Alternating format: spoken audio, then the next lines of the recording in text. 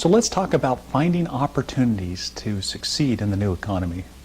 So what we're going to do is we're going to look at some of the trends that are just beginning to define the new economy. So top futurists, top strategists around the world, they suggest to us that by 2030, the world will be radically different from what it is today. Now many people, they wonder if the United States or if China or if some other large country is going to be the dominant player in the future. But these futurists, they're saying no, there won't be one dominant player, one dominant nation in the world by 2030.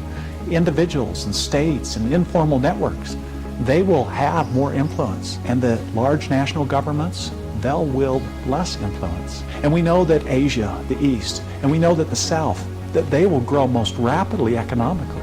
So let's just review very quickly a sample of some of the defining trends in the future. They include individual empowerment. We'll see the growth of individual empowerment throughout the world, and we're already witnessing that today.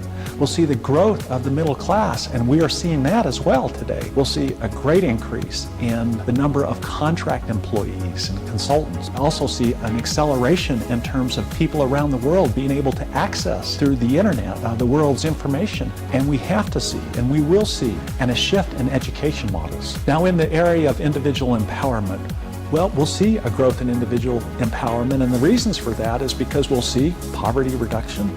We'll see, as we mentioned, the growth of the middle class, greater educational attainment, and we'll also witness widespread use of new communications and manufacturing technologies and healthcare advances. Education will be the key to an expanding middle class.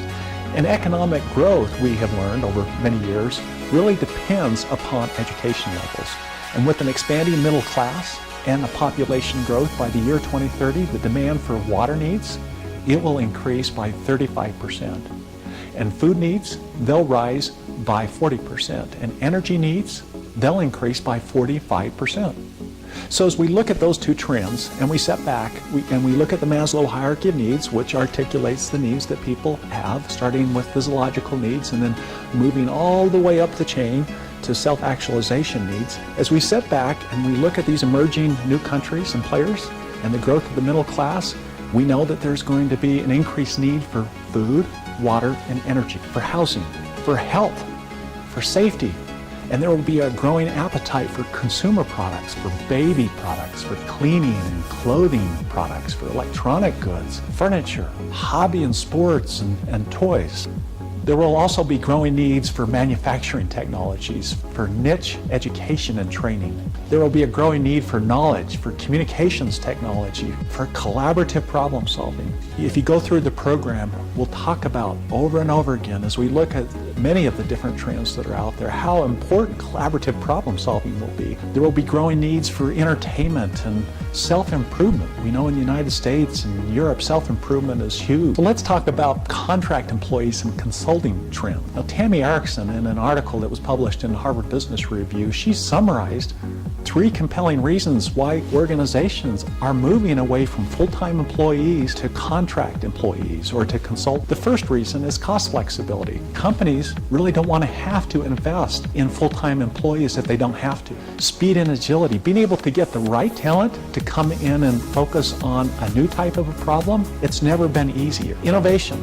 The idea of bringing in consultants and that have new knowledge and fresh ideas, that is an attractive feature to many organizations. Now, Lance Buttonwood in The Economist, he writes this. He says, for better or worse, this is the way the economy is headed. And then Ray Williams in Psychology Today, he writes, the rate of growth in contract employees will be 3 to 4 times the growth rate of full-time employees. And it will soon comprise at least 30% or more of the global workforce. Elaine Podfield in Forbes, she wrote, currently, about 20 to 30% of the workforce in Fortune 100 companies is made up of contingent workers. And that percentage is expected to swell by 50% by 2020. So what does that trend suggest? Well, it suggests that there's going to be a growth in talent brokering. There's going to be an increased need in niche-related predictive analytics, niche training and development, and niche skills. All of that will be extremely important. Again, collaborative problem solving and innovation. So everyone in the world will have access to the world's information. And this will have huge implications for privacy reasons, for security and censorship reasons, the role of government, how people behave, how information is spread, and so on. Now, access to the world's information, it will change education. It will change intellectual property laws. It will change and shift how business works and how media work.